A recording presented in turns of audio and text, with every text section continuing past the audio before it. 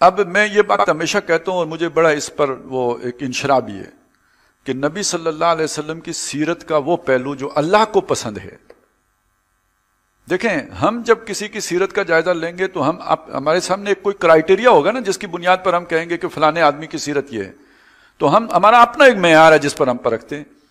اس میں عام طور پہ ہوتا کیا حسن یوسف دم عیسیٰ ید بیضا داری آنچ خوبہ ہمادارت تو تناداری. ہم تو اس لیول پہ ہی دیکھتے ہیں نا, شکل و صورت کیسی تھی, لباس کیسا تھا, سرما کتنا ہوتا تھا, ہم یہی دیکھ سکتے ہیں.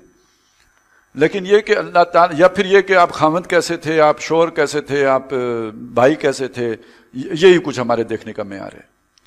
اللہ تعالیٰ کی نظر میں نبی صلی اللہ علیہ وسلم کے کردار کا کون سا پہلو ہے جو سب سے زیادہ نمایاں کرنے کی ضرورت ہے, جو قابل فخر ہے, قابل ستائش ہے, قابل بیان ہے, وہ اس آیت میں آئے ہیں. وہ جو رسول نبی امی ہوں گے وہ کیا کریں گے, آ کر نوٹ کیجئے, یامرہم بالمعروف وینہاہم عن المنکر. وہ انہیں نیکی کا حکم کریں گے, وہ برائی سے روکیں گے. یہ بات میں نے کیوں کہی یہ اتنی تفصیل سے؟ حضور کا اتباع کرنا ہمیں ہے نا. اگر اللہ سے محبت ہے تو کس کی اتباع کریں گے؟ نبی کی. تو نبی کی اتباع کن امور میں کریں گے؟ جو اللہ کو پسند ہے نا سب سے زیادہ, وہ پہلے کرنے چاہیے نا. تو اللہ جن کو بیان کر رہا ہے ذرا ان کو نوٹ کر لیجئے, وہ پوائنٹ نوٹ کر لیجئے کہ اللہ کو حضور کے کردار کے کون سے پہلو سب سے زیادہ پسند ہیں. یامرہم بالمعروف وینہاہم عن المنکر. اس پر اگر ان کے دندان مبارک شہید ہوئے تھے, ان پر پتھراؤ ہوا تھا, تو جو وہ پتھراؤ جھیلیں, وہ پتھراؤ گالیوں کی صورت میں ہو یا پتھروں ہی کی صورت میں ہو, برداشت کریں. لوگ منقطع ہو جائیں, تعلق توڑیں, برادری والے نکال باہر کریں, یہ حضور کی اصل سنت, یہ اتباع ہے اصلی. اس کے نتیجے میں بھوک آئے, تکلیف آئے, پیاس آئے, پیٹ پہ پتھر باندھنے پڑیں, کیریئر داؤ پہ لگے, یہ اتباع ہے.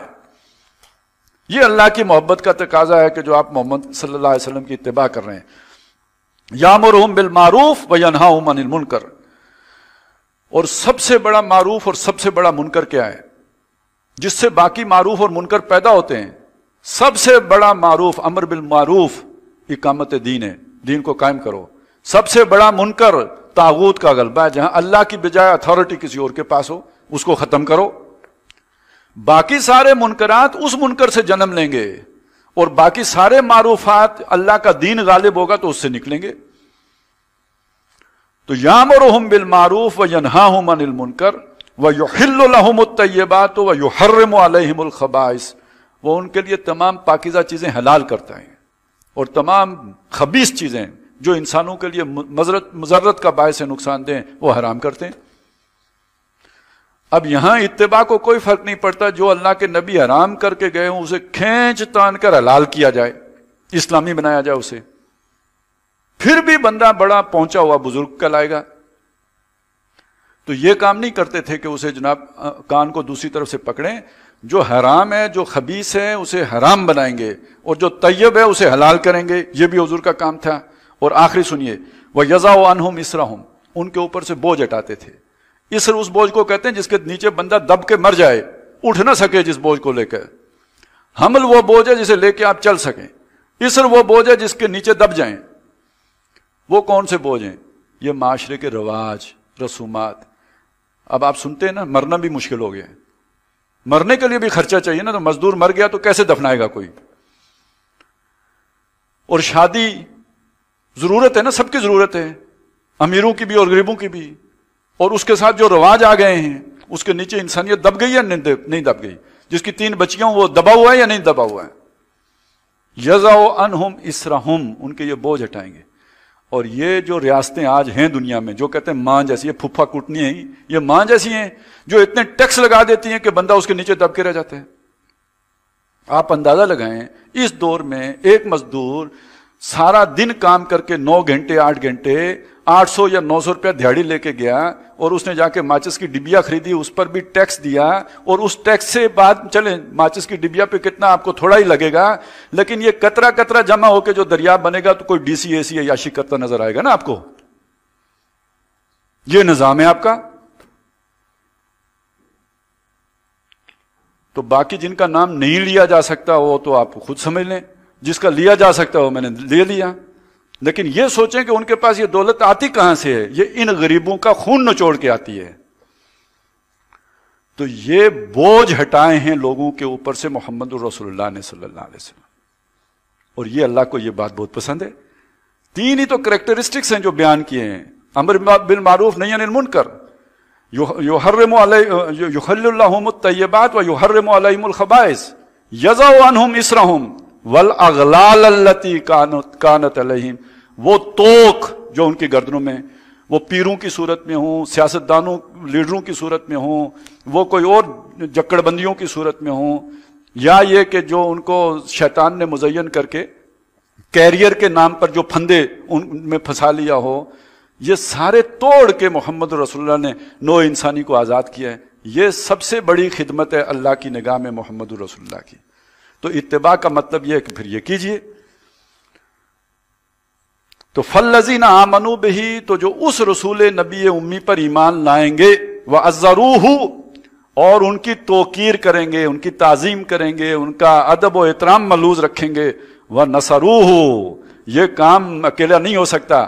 آپ وہ بوجھ ہٹا دیں، آپ لوگوں کے توق کھول دیں، آپ جو حرام کو ختم کر دیں اور حلال کو جاری کر دیں، اس کے لیے نصرت چاہیے.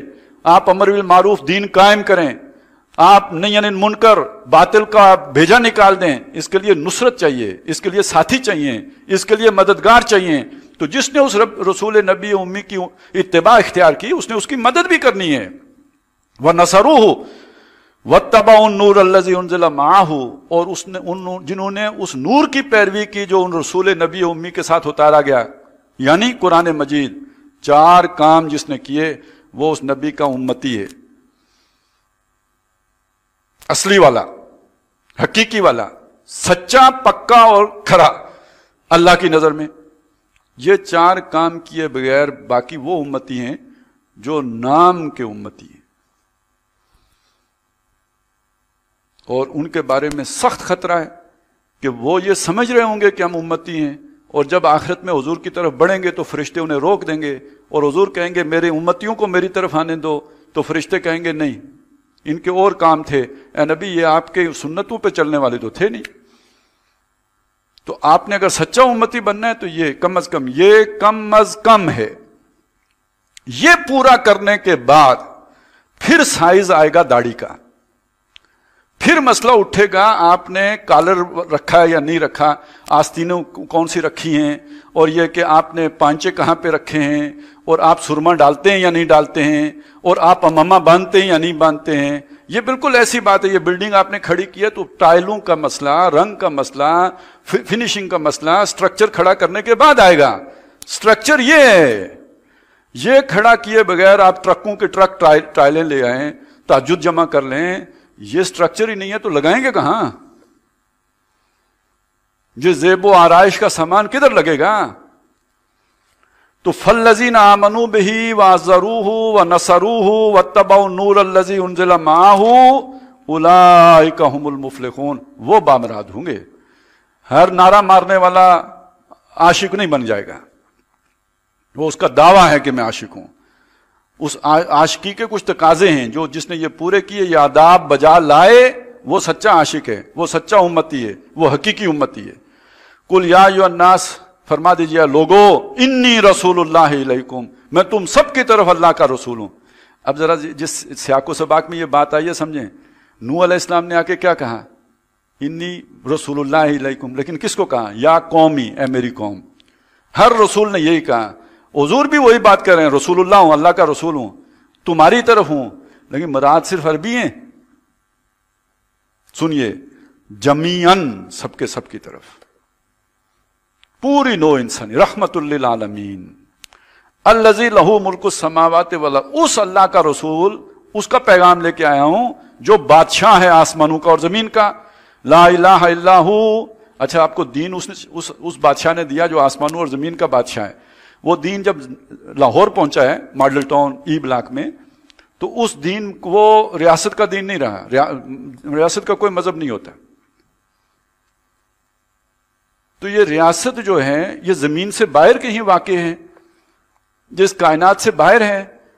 تو اگر جو بادشاہ ارض و سما ہے یہ اس کے کمانڈمنٹس ہیں، تو پھر تو یہ زمین کے اوپر ریاست کی سطح پہ نافذ ہوں گے تو تب اس کی بادشاہی نافذ ہوگی نا. یہ ای بلاک والوں کو کوئی جا کے سمجھائے. پتہ نہیں اب تو شاید وہ ای بلاک میں رہتے بھی نہیں. 88 کی بات سنا رہا ہوں آپ کو.